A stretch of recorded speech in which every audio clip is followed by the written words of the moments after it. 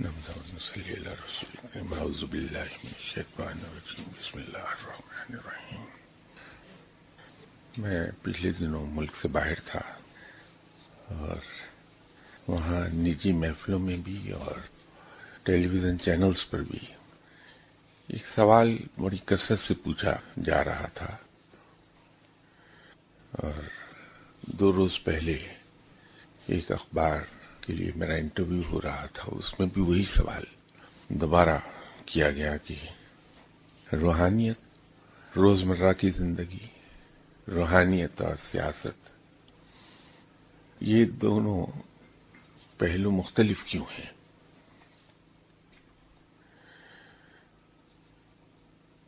میں نہیں سمجھتا کہ روحانیت کو انسان اپنی روزمرہ کی زندگی سے علیحدہ کر سکتا ہے یا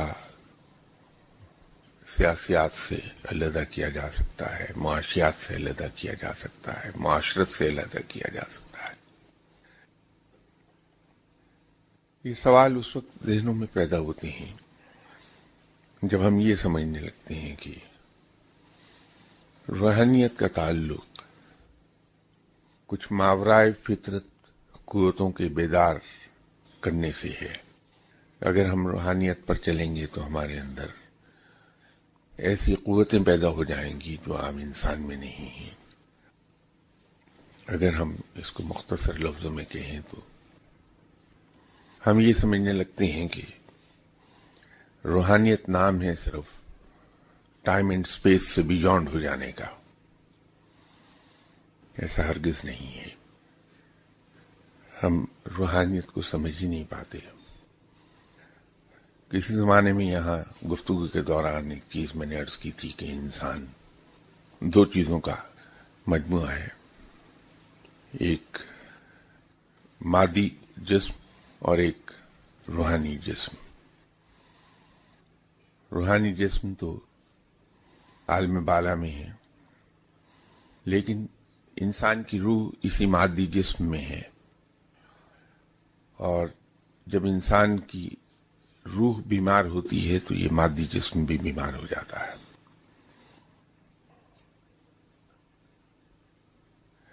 دنیا میں زندہ رہنے کے لیے آج سے نہیں بلکہ اس وقت سے جب انسان ابھی پتھر کے دور میں زندہ تھا، کچھ اصول وضع کیے گئے تھے، انسان کی طرف سے بھی اور رب تعالیٰ کی طرف سے بھی۔ اس زمانے میں جو پیغمبر زمین پر اتارے گئے، ان کو جو صحیفے عطا ہوئے، ان صحیفوں میں بھی انسانی معاشرت کے اصول بتائے گئے تھے۔ مذہب کیا ہے؟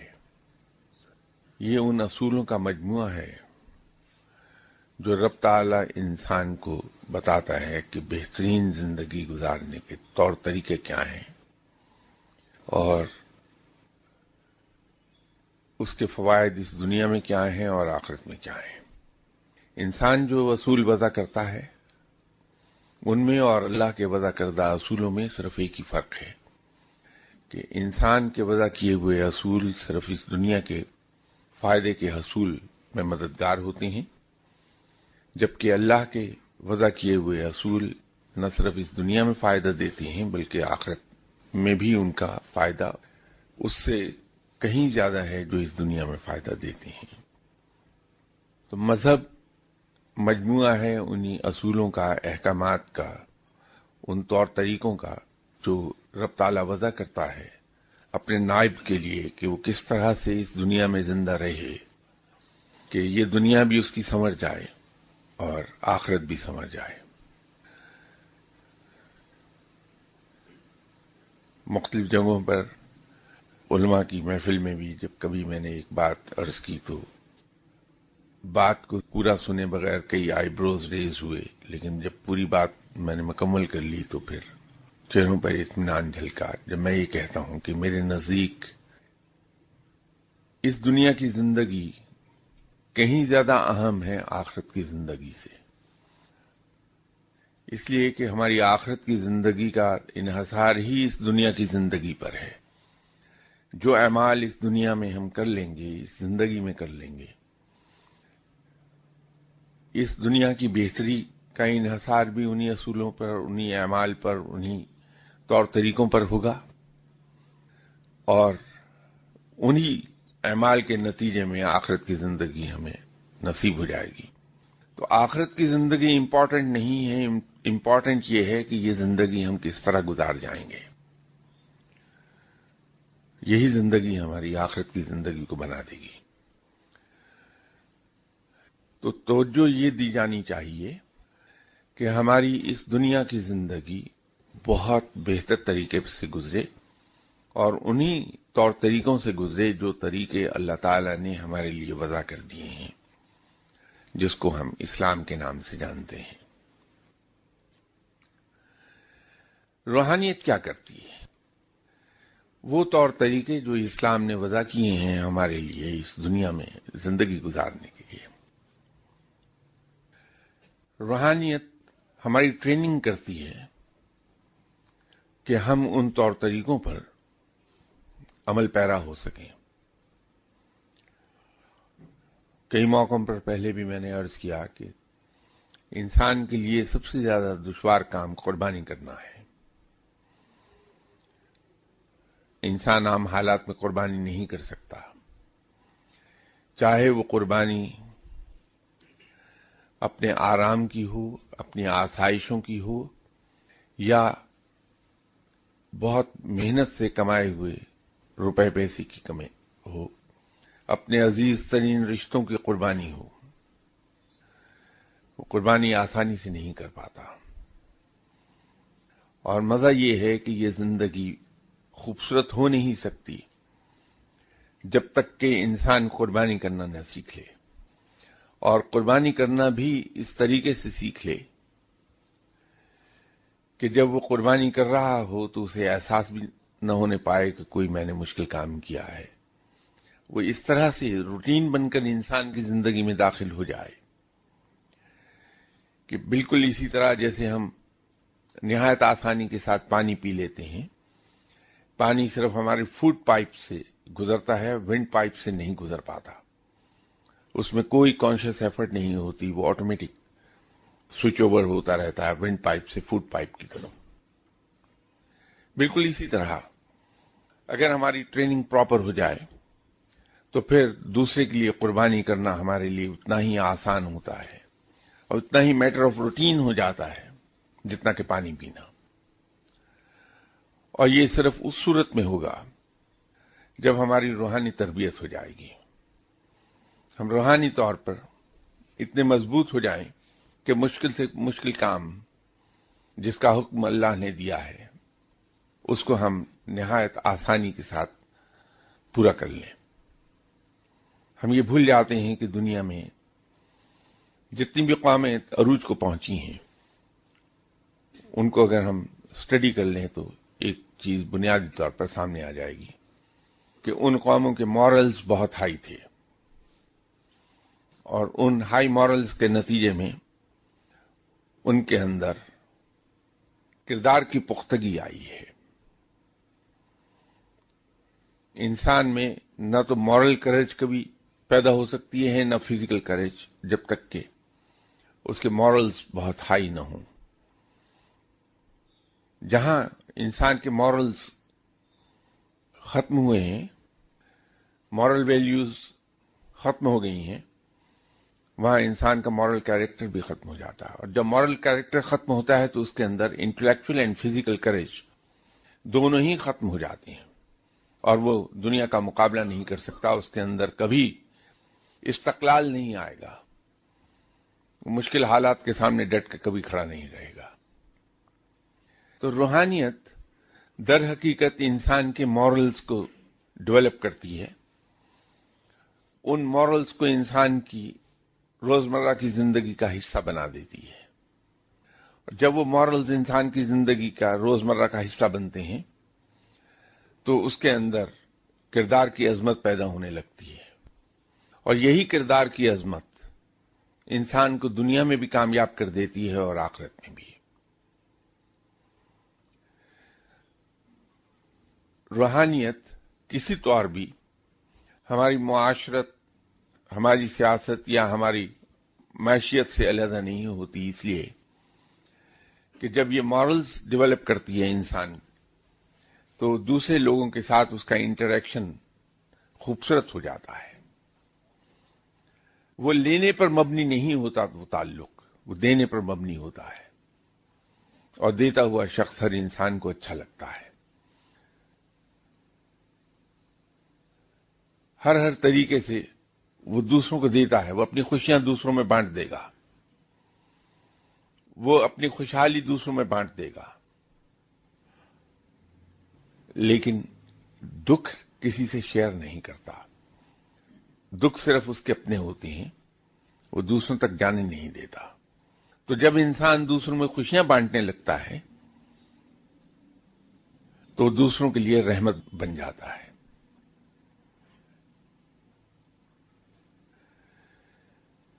انسان دیانتداری کے اعلی معیار پر چلا جاتا ہے جب انسان سچائی کے اعلی معیار پر جاتا ہے، جب انسان اپنے مفادات کی قربانی کرنا سیکھ لیتا ہے، تو بحیثیت انسان بھی وہ بہت اچھا ہے، بحیثیت سیاستدان بھی بہت اچھا ہے، بحیثیت اکانومسٹ بھی وہ بہت اچھا ہو جائے گا. تو یہ روحانیت سرو کرتی ہے. صرف ہوتا یہ ہے کہ وہ لوگ جو روحانیت کی راہ پر چلے سم اور دی ادر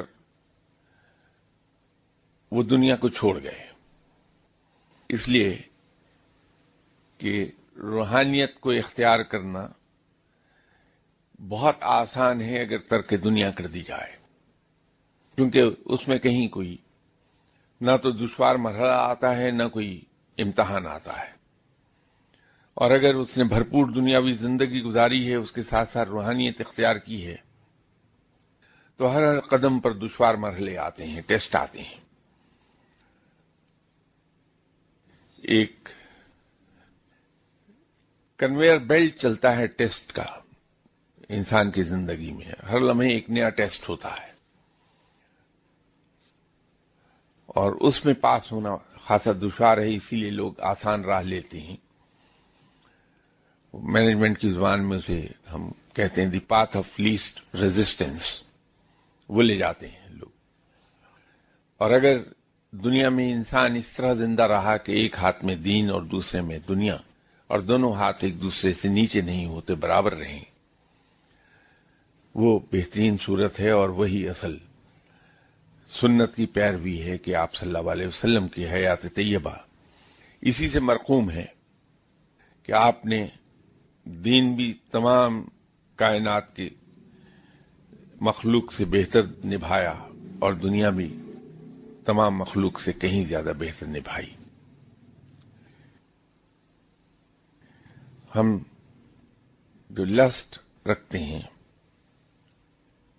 ایک بھوک ہے ہمارے اندر روحانیت حاصل کرنے کی، تو یہ ذہن میں ہم رکھ لیں کہ روحانیت تو حاصل ضرور کریں، لیکن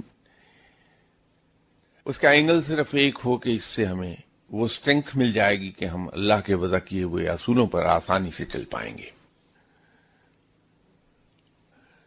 اور جب ہم اللہ کے وضع کیے ہوئے اصولوں پر چلتے ہیں تو اللہ کا قرب حاصل ہوتا ہے اور اللہ کی دوستی حاصل ہو جاتی ہے. یہ میں اکثر بیشتر عرض کرتا رہتا ہوں کہ یہ جو وقت ہوتا ہے سنڈے کا 1 گھنٹے کا، اس میں ذاتی معاملات نہ لائے جائیں.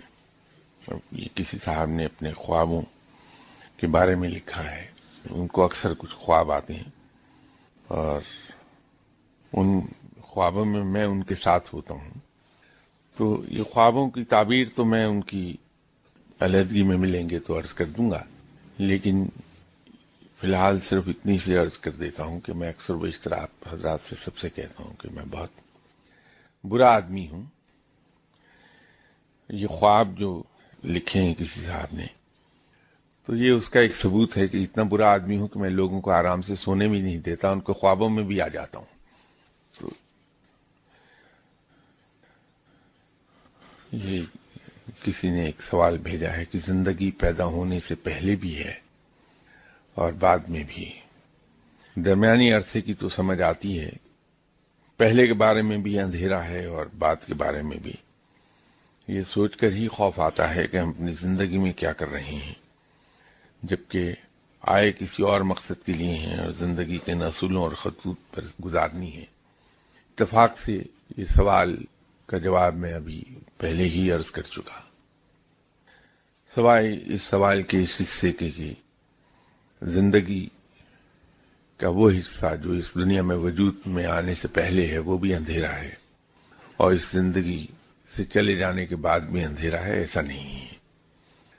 یہاں کچھ نشستوں میں میں نے عرض کیا تھا کہ جب انسان دنیا میں نہیں آیا تھا تو اس سے پہلے کیا تھا، اور اس کی روح عالم بالا میں رہتی ہے، روح کی تخلیق کا عمل کیا تھا، پھر روح کو کن کن مدارج سے گزارا گیا، یہ بھی میں نے بڑی تفصیل سے عرض کیا تھا۔ اندھیرا نہیں ہے، اس میں ایک پروسیس سے گزرا ہے انسان، یا کم سے کم انسان کی روح پروسیس سے گزری ہے، اور پھر عالم ارواح میں وہ موجود ہے، اس انتظار میں کہ اسے کب اذن روانگی ملتا ہے کہ دنیا میں تمہارا جسم وجود میں آ گیا تو اب جا کے اس جسم میں داخل ہو جاؤ۔ فرشتے اسے انسانی جسم میں داخل کر دیتے ہیں۔ اندھیرا نہیں ہے، ایک عمل سے گزاری گئی ہے انسانی روح جس کا ذکر پہلے ہوا، اور دنیا کی زندگی کے بعد بھی اندھیرا نہیں ہے، بلکہ اس زندگی پر تو پیغمبروں نے بھی روشنی ڈالی، اور پھر ہر مذہب کے علماء نے بھی اس زندگی پر نظر ڈالی ہے۔ مذاہب جو الہامی ہیں ان میں کوئی بھی ایسا مذہب نہیں ہے جو انسان کو اس بات کی خبر نہ دیتا ہو کہ اس دنیا کی زندگی کے بعد کی زندگی بھی موجود ہے، چاہے وہ تورا میں ذکر ہو، زورا میں ذکر ہو، بائبل میں ذکر ہو، یا قرآن پاک میں ذکر ہو، سب میں ہی آخرت کی زندگی کا ذکر ہے، اور وہ ایک مستقل زندگی ہے۔ یہاں مختلف اوقات میں اس زندگی کے مختلف مراحل زیر بحث آتے رہے ہیں، ان کو اگر دہراؤں گا تو آپ حضرات جو شروع سے یہاں تشریف لا رہے ہیں ان کا وقت ضائع کرنے والی بات ہے۔ تو جن صاحب نے یہ سوال لکھا ہے، اگر پرانی گفتگو کو یہاں ہونے والی نشستوں میں اسے سن لیں تو پیدائش سے پہلے کی زندگی جو ہے اس کے بارے میں بھی معلومات مل جائیں گی، اور مرنے کے بعد کی زندگی میں بھی۔ اگر آپ میں سے کسی صاحب کے پاس کوئی سوال ہو تو فرما دیں، میں اس کا جواب دے دوں گا، کیونکہ آج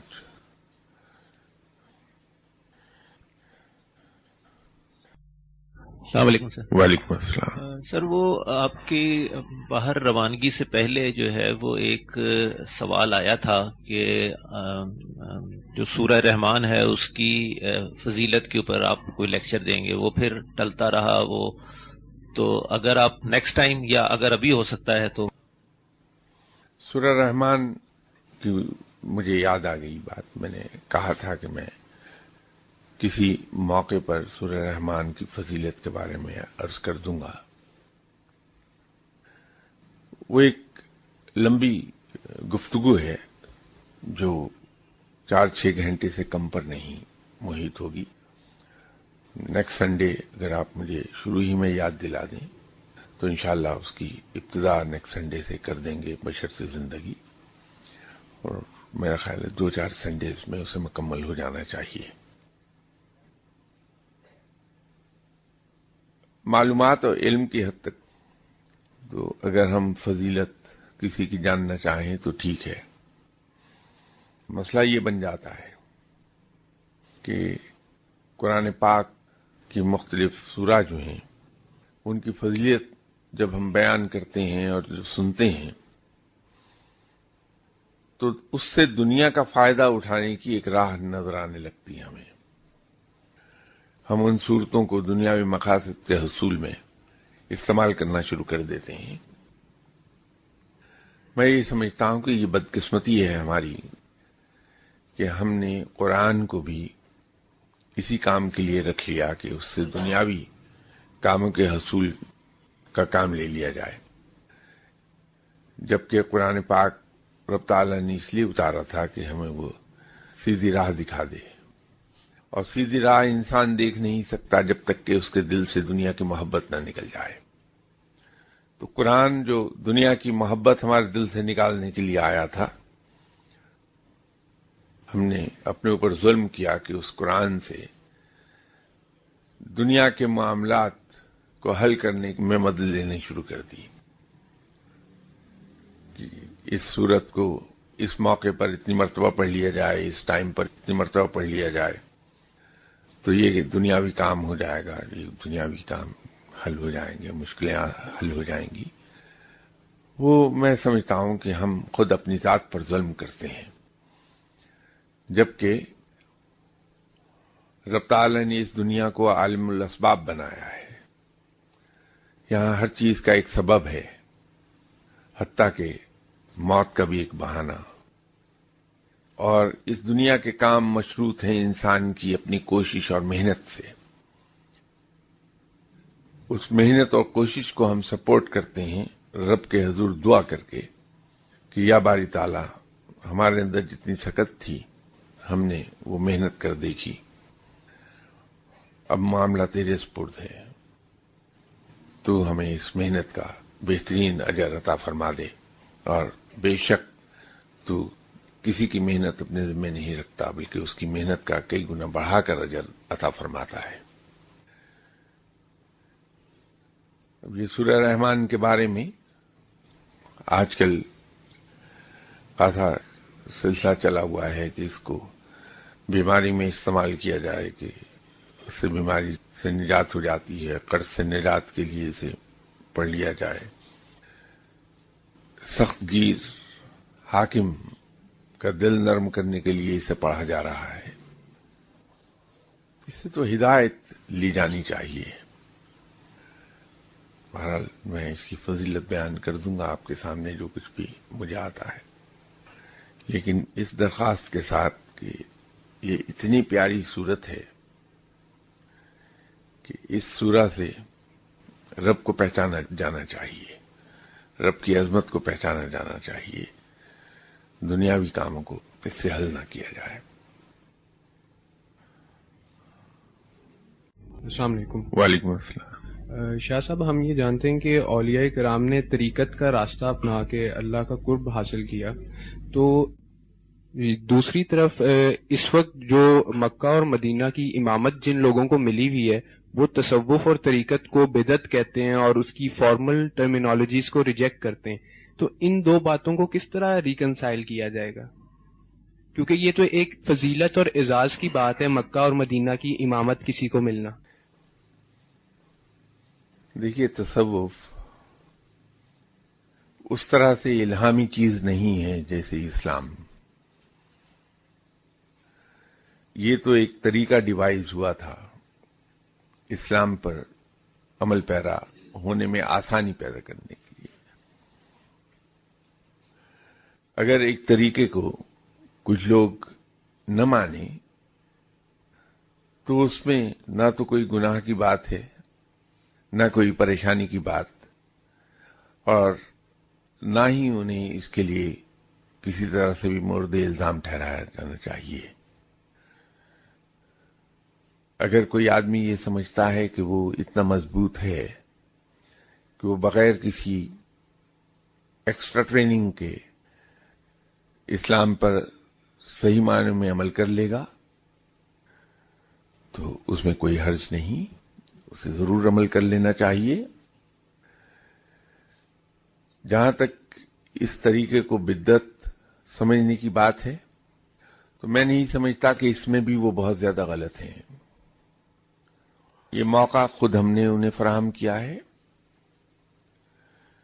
جب ہم کسی ایک اچھی چیز کو برے طریقے سے کرنے لگیں گے تو اس پر اعتراضات آئیں گے، تو بجائے ان اعتراضات کا برا منانے کے اس اچھی چیز کو برے طریقے سے کرنے کے طریقے کو درست کر لیا جائے۔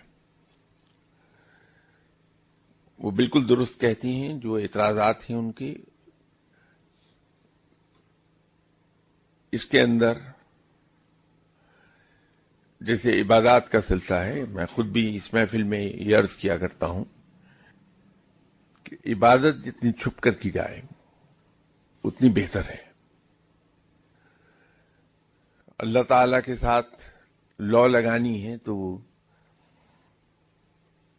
میرے خیال میں بند دروازوں کے پیچھے یہ عمل کیا جانا چاہیے، نہ کہ پبلکلی۔ اللہ تعالی نے ہم پہ نمازیں فرض کی ہیں، لیکن یہ بہت کم لوگوں کو علم ہوگا اس بات کا کہ آپ صلی اللہ علیہ وسلم ماں سوائے فرض نمازوں کے باقی ساری نماز اپنے حجرے میں بند ہو کے پڑھتے تھے۔ صرف فرض نماز ایسی تھی جو باجماعت ادا کی جاتی تھی۔ بہت سے لوگوں نے ایک چیز پوائنٹ آؤٹ کی تھی کہ سعودی عربیہ میں لوگ سنتیں نہیں پڑھتے، تو میں نے اس وقت بھی عرض کیا تھا کہ انسان کو بدگمانی سے بچنا چاہیے۔ ہو سکتا ہے کہ وہ لوگ آپ صلی اللہ علیہ وسلم کی سنت پہ عمل کرتے ہوں کہ فرض نماز تو وہ باجماعت ادا کرتے ہیں مسجد میں، اور باقی نماز گھر جا کے ادا کرتے ہوں، اس لیے کہ آپ صلی اللہ علیہ وسلم نے اپنے حجرہ مبارک میں باقی نماز ادا فرمائی ہے۔ عبادات کو جتنا چھپا کے کیا جائے اتنا بہتر ہے، اتنے ہی جلدی انعامات بھی آتے ہیں اس کے۔ لیکن ہمارے یہاں تصوف میں یا طریقت میں حلقہ باندھ کے بآواز بلند ذکر کیا جاتا ہے۔ اگر اس پر وہ اعتراض کرتے ہیں تو میرے خیال میں تو اس اعتراض کو وزن دیا جانا چاہیے بجائے اس کا برا ماننے کے۔ اسی طرح ہم لوگ یہ کہتے ہیں فلاں کے نام کا ختم دلا دیں، یہ شرک ہے، اس میں ان کی اس بات سے انکار نہیں کیا جا سکتا، بالکل درست فرماتے ہیں وہ لوگ۔ ایسی بہت سی اور مثالیں دی جا سکتی ہیں۔ ہم نے خود ان طریقوں میں جب افراط و تفریط کا سلسلہ شروع کیا تو پھر دوسروں کو موقع ملا یہ بات کہنے کا کہ یہ بدعت ہے۔ اگر ہم طریقت کو اور تصوف کو اس کی اصل حالت میں ہی زندہ رکھتے اور اس پر عمل کرتے تو یہ اعتراضات کبھی پیدا نہ ہوتے۔ ہم تصوف کو اپنے اندر بہتری لانے کے لیے پیدا کریں، نہ کہ دکھاوے کے معاملات میں ہم چلے جائیں۔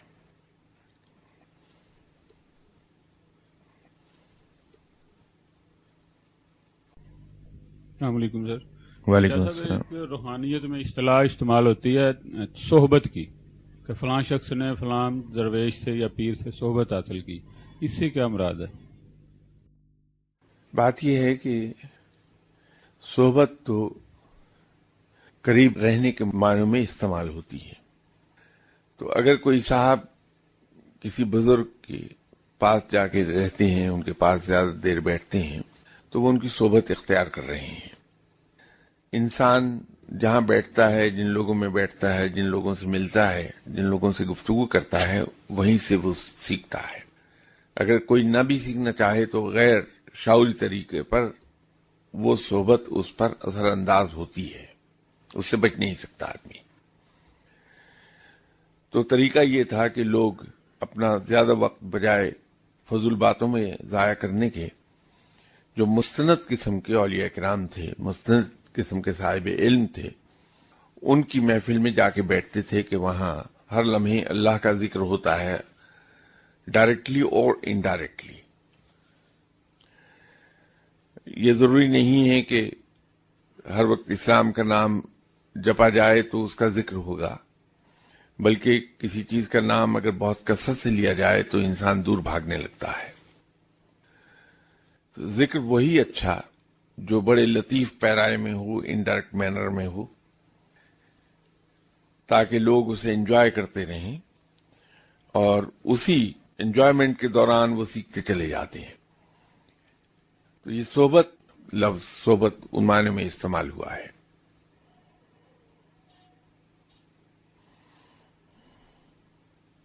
انشاءاللہ تعالی نیکسٹ سنڈے پھر دوبارہ روٹین میں آ جائیں گے اور کسی ایک موضوع پر بات ہوگی، کیونکہ ابھی سورہ رحمان کے بارے میں انشاءاللہ تعالی ذکر ہوگا نیکسٹ سنڈے، اس کے بعد آنے والے کئی ایک سنڈیز.